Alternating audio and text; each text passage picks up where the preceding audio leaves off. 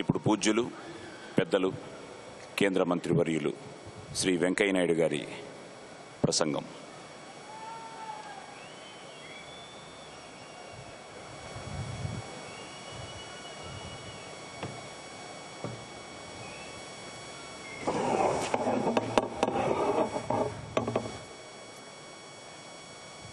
ఈ పవిత్ర విజయదశమి శుభ సందర్భంగా ఆంధ్రప్రదేశ్ ప్రజానికానికి తెలుగు ప్రజలందరికీ నా హృదయపూర్వక శుభాకాంక్షలు అభినందనలు అందజేస్తూ ఉన్నాను.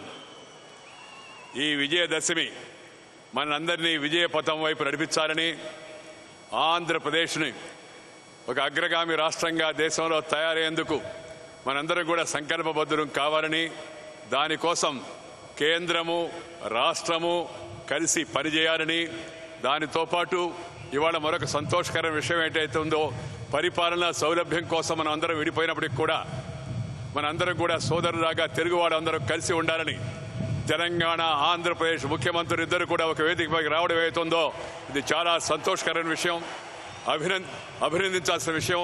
నేను ఇద్దరు ముఖ్యమంత్రులను కూడా శ్రీ చంద్రశేఖరరావును శ్రీ చంద్రబాబు నాయుడు గారిని హృదయపూర్వకంగా అభినందిస్తూ ఉన్నాను. మంచి మార్గాన్ని మీరు చూపారు, మంచి సంకేతాన్ని ఇచ్చారు. భవిష్యత్తులో కూడా మంచి పనులు జరిగేట్టుగా మంచి మార్గం నడవాలని చెప్పి నేను కోరుతూ ఉన్నాను. అదే కాకుండా మిత్రులారా, ఇవాళ ప్రపంచం భారతదేశం వైపు చూస్తూ ఉంది. ప్రధానమంత్రి నరేంద్ర మోడీ నాయకత్వాన దేశం శరవేగంతో ముందుకు వెళుతూ ఉంది అభివృద్ధి పదంలో. అభివృద్ధి అభివృద్ధి అభివృద్ధి సుపరిపాలన నినాదంతో ప్రధానమంత్రి చేపట్టిన ఈ కార్యక్రమంలో అన్ని రాష్ట్రాలు కూడా భాగస్వాములు అవుతూ ఉన్నాయి. దాని సందర్భంగా ఇవాళ ప్రపంచం అంతా భారతదేశం వైపు చూస్తూ ఉంటే, భారతదేశం ఇవాళ ఆంధ్రప్రదేశ్ వైపు హైదరాబాద్ వైపు చూస్తూ ఉన్నాయని చెప్పని ఈ సందర్భంగా మీ అందరికీ మనవి చేస్తున్నాను. దాన్ని మనం దృష్టిలో పెట్టుకొని మనందరం కూడా మన యొక్క కుల మత ప్రాంత విభేదాలన్నీ కూడా విస్మరించి అందరూ ఒకటిగా నిలబడి ప్రభుత్వానికి అండదండగా నిలబడాలి. కేంద్రము రాష్ట్రము చేపట్టే కార్యక్రమాలను విజయవంతంగా ముందుకు తీసుకెళ్లాలని మీ అందరికీ మనవి చేస్తున్నాను. ప్రధానమంత్రి గారు స్వయంగా ఉన్నారు కాబట్టి నేను ఎక్కువగా ప్రసంగించదలుచుకోలేదు. ఒక్క విషయం మీకు మనవి చేయదలుచుకున్నాను. రాష్ట్ర విభజన సందర్భంగా ఏవైతే ఆ రోజు చెప్పిన విషయాల్లో మొట్టమొదటి విషయం పోలవరం ప్రాజెక్టు నుంచి ఆఖరు మాట వరకు కూడా తూచా తప్పకుండా ప్రభుత్వం ఆచరిస్తుంది. వాటికి కావాల్సిన అన్ని విధాల చర్యలు తీసుకుంటాము. మీ తెలుగు ప్రజల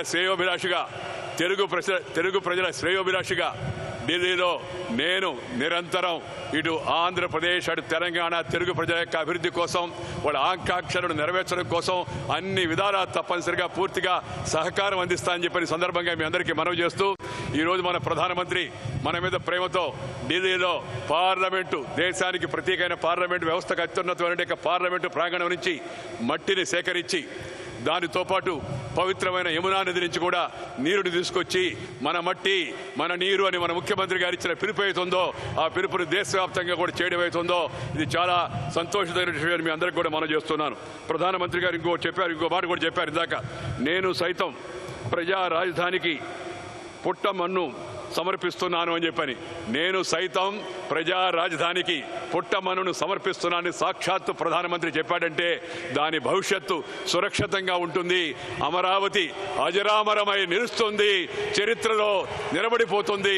శాతవాహనులు ఇక్ష్వాకులు చాళుక్యులు రెడ్డి రాజుల దగ్గర నుంచి వరుసగా ఆఖరకు వాసిరెడ్డి వెంకటాద్రి నాయుడు వరకు ధరణికోట వరకు ఉన్నట్టు మన చరిత్ర అవుతుందో ఆ చరిత్రను అందరూ కూడా కలిసికట్టుగా కృషి చేద్దాం, నిలబడి ముందుకు వెళదాం. సగర్వంగా ప్రపంచంలో మన తెలుగు జాతి యొక్క సమైక్యతను కూడా చాటుదాం, తెలుగు జాతి యొక్క ఔన్నత్యాన్ని కూడా చాటుదాం అని చెప్పని సందర్భంగా మీ అందరికీ మనవి చేస్తూ మీ దగ్గర సెలవు తీసుకున్నాను. నమస్కారం. జై హింద్, జై ఆంధ్రప్రదేశ్.